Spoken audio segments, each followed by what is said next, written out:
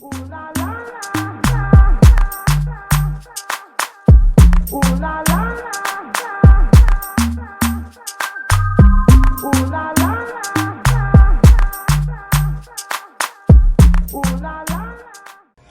guys, it's your girl Paris. Welcome and welcome back to another video.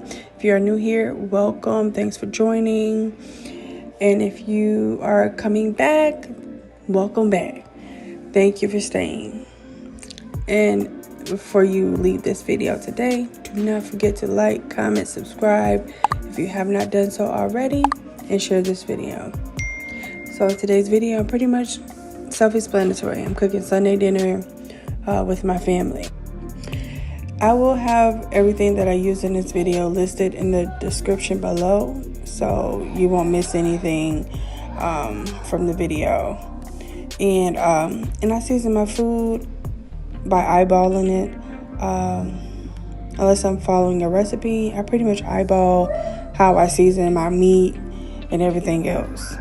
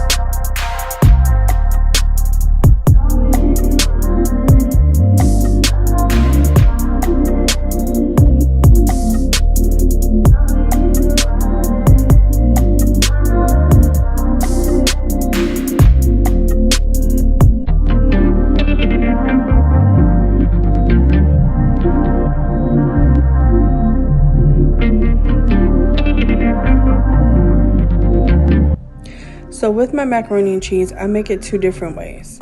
I either do a cheese sauce, which how I'm doing now, which is very rich when you're using Velvetta, or I do it how my grandmother used to do it with the evaporated milk, egg, salt and pepper, cubed up mild, sharp cheddar cheese, and shredded cheese on top and bake it. So, I mean, today I'm doing it the newer way, I guess. But there's nothing wrong with how my grandmother made it. I like it that way too. So, yeah.